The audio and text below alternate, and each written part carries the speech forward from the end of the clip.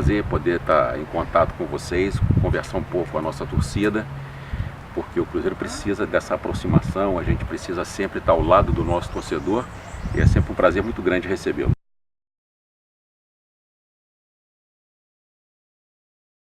Não, eu acho que não existe uma característica do jornalismo esportivo de Minas. A gente tem acompanhado um fenômeno que ele é mundial, né? Quando a gente ouve, por exemplo, os clubes fazerem comentários sobre a cobertura que é feita na Espanha, em Portugal, a gente vê que ela se assemelha muito ao que é feito hoje no Brasil, né? A gente percebe que existe hoje uma tendência muito grande para se buscar aquilo que a gente chama da manchete espetacular, né? Que muitas vezes essa manchete ela é tão espetacular que ela extrapola o valor da informação. Mas essa é uma tendência, então a gente precisa aprender a conviver com esse tipo de situação. A gente não vai conseguir mudar uma coisa que é uma tendência de um segmento da nossa sociedade. Então, com o tempo, a gente também vai aprendendo e vai buscando alternativas para que a gente possa conviver pacificamente no dia a dia.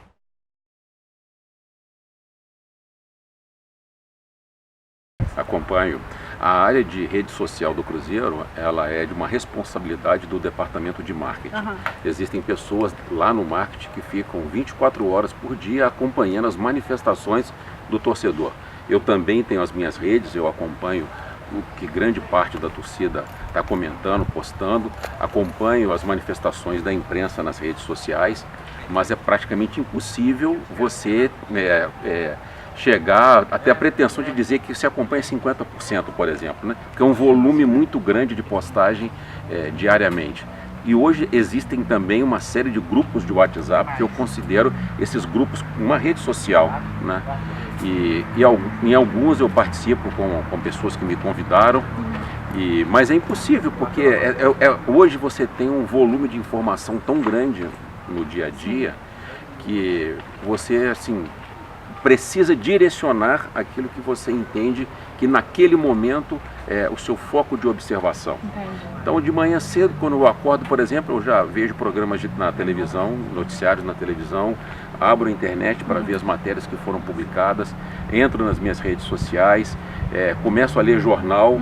Então, assim, é um volume muito intenso e você precisa canalizar, dar uma focada naquela necessidade do dia, né, para você ter um direcionamento. Quando eu tenho uma jornada mais tranquila, tem treino num período só, é mais fácil da gente fazer esse acompanhamento. Porque aí eu vou dedicar 3, 4 horas para o treinamento. O restante do dia eu posso dedicar mais a entender o que as pessoas estão dizendo sobre a comunicação e o futebol do Cruzeiro.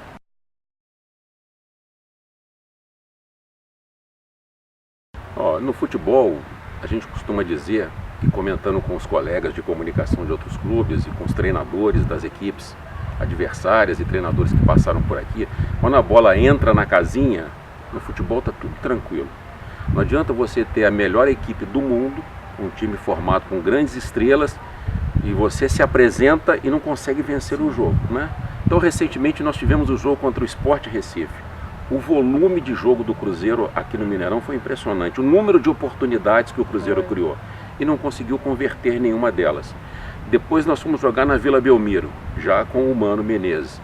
Nós tivemos pelo menos 3 oportunidades muito claras de abrir o placar e o Cruzeiro não foi feliz.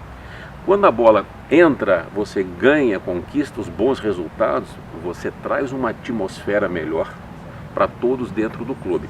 Isso em qualquer atividade profissional, né?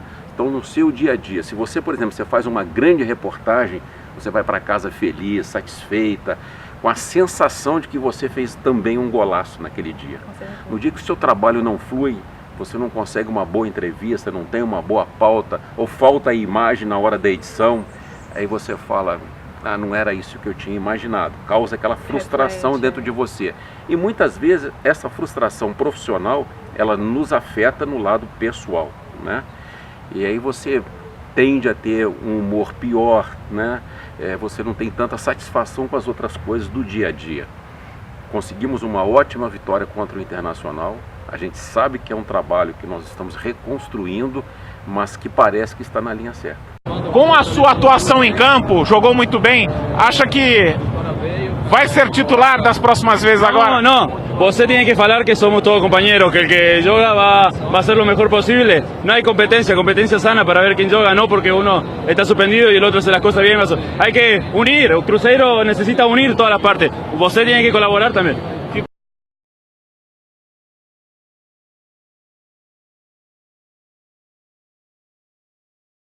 Eu acho que união nunca nos faltou na temporada inteira. Esse é um grupo extremamente tranquilo, um grupo ótimo da gente lidar com esses atletas no dia a dia. O futebol também, ele tem muitas teorias, muitas coisas assim que são repetitivas, né? Então, quando uma equipe não está numa fase boa, costuma-se assim, buscar uma teoria para definir o que está acontecendo com aquele time. Muitas vezes se fala, tem desunião dentro do grupo. Os resultados não estão acontecendo porque tem racha, tem panelinhas, tem grupinhos.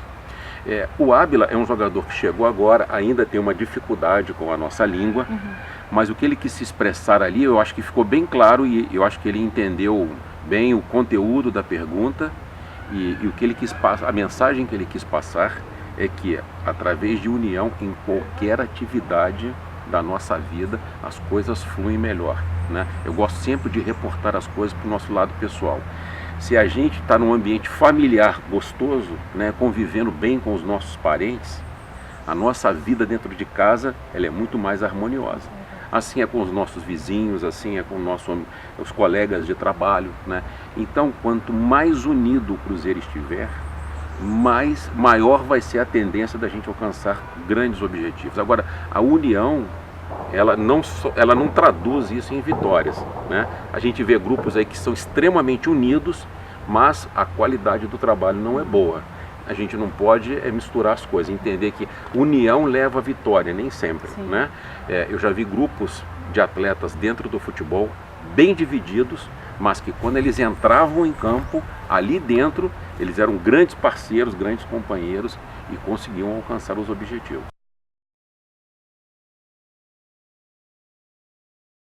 Olha, eu já tenho 9 anos que eu estou na comunicação do Cruzeiro. O que eu aprendi aqui nesse período? Quando o time está bem, o foco das reportagens ele é voltado também para um lado positivo. Quando a fase não é boa, a gente tem um reflexo disso na postura da imprensa e também da torcida. A torcida, ela gera muito uma tendência no comportamento da imprensa, porque quando a torcida está insatisfeita, vem para a porta da sede, faz manifestação, reclama no estádio, vai para o aeroporto fazer manifestação, a imprensa ela compra um pouco esse sentimento do torcedor e ela leva isso para o dia a dia, né? Nós tivemos aqui 2 anos, em 2013 e 2014, que o Cruzeiro foi um time extremamente vitorioso e nós tínhamos um outro tipo de cobertura. Infelizmente, na temporada de 2016, a gente precisa reconhecer que o torcedor esperava muito mais da gente. E internamente nós também esperávamos muito mais. Nós tínhamos uma expectativa boa para a temporada e ela não se concretizou, pelo menos até aqui no mês 8. Então isso aí acaba levando a imprensa a ser um pouco mais rigorosa, mais contundente. Eu acho que reflete sim. Mas é que eu te falei, depois de muitos anos você vai aprendendo a conviver com esse tipo de situação. Agora eu vou fazer um momento bate-bola aqui com o Guilherme Mendes, um momento meio Marília Gabriela. Guilherme, eu vou falar aqui alguns nomes e você fique à vontade para descrevê-los da forma como você achar melhor, tá bom? Vamos lá. Primeiro, Pelé, Guilherme. Eu acho uma referência para todos no futebol. É uma pessoa que teve uma postura ética também muito bacana, né? O Pelé é muito cobrado por ter dado algumas declarações que possam ter sido infelizes, mas é uma pessoa que moralmente ele tem uma reserva muito grande e com um atleta não se discute. Alberto Rodrigues. Alberto Rodrigues, olha, o Alberto, quando eu me mudei para Belo Horizonte e ouvi as transmissões da Rádio Itatiaia, eu ouvi o Alberto Rodrigues, eu tinha uma verdadeira paixão pelo trabalho do Alberto, né? E ele é uma marca do Cruzeiro. Não tem como você desvincular os títulos do Cruzeiro da década de 80, 90, principalmente da imagem do Alberto Rodrigues, da vibração que ele gritando: é gol, é gol, é gol. É gol. Goleiro Fábio, nosso goleirão aqui. O Fábio é um atleta carismático, responsável, extremamente profissional, dedicado e com uma identificação enorme com o Cruzeiro e com a nossa torcida. É um grande parceiro que a gente tem aqui dentro e é um cara que é gratificante você poder trabalhar e conviver com ele. Zezé Perrella. Zezé foi ele, na época quando eu cheguei, que ele era vice-presidente de futebol. É uma pessoa que mudou muita coisa dentro da estrutura e da história do Cruzeiro, né? O Zezé foi um visionário quando em 95 ele assumiu a presidência e passou a tratar os departamentos do clube de uma forma diferenciada. Depois entrou também para a parte da política e às vezes fala em voltar para o futebol. Foi um presidente que escreveu o nome dele na história do Cruzeiro e foi muito importante para as conquistas que o Cruzeiro teve na última década. E para encerrar, Riascos. Riascos, olha, eu vou falar uma coisa aqui que o torcedor pode até não entender no primeiro momento. Foi um amigo que eu fiz dentro do clube, né? Na convivência diária que eu tinha aqui com o Riascos. Lamento muito tudo que aconteceu, porque acho que deve ser uma pessoa de uma origem que ele poderia ajudar bem mais a família dele. Se meteu numa situação que muitas vezes parece até que ele foi orientado ou que ele fez isso de cabeça pensada. Eu lamento muito, porque eu gostaria que o Riascos fosse um vencedor dentro do Cruzeiro, assim como qualquer jogador que chega aqui. Todos que chegam aqui para o clube, para mim são todos iguais, independente do nome, do prestígio, de ser uma estrela internacional ou não. Quando o Cruzeiro contrata, a gente leva o jogador para a apresentação, entrega a camisa para ele, a gente sempre deposita ali e tenho certeza que o torcedor da mesma forma, né?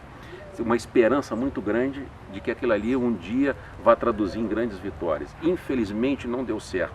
Lamento muito, ele foi infeliz nas atitudes que ele teve no Rio de Janeiro, na declaração que ele teve, mesmo com a dificuldade do idioma, mas eu espero que ele possa se reorganizar e que ele possa voltar a ser um vencedor num outro clube em que ele vá jogar o restante da carreira dele.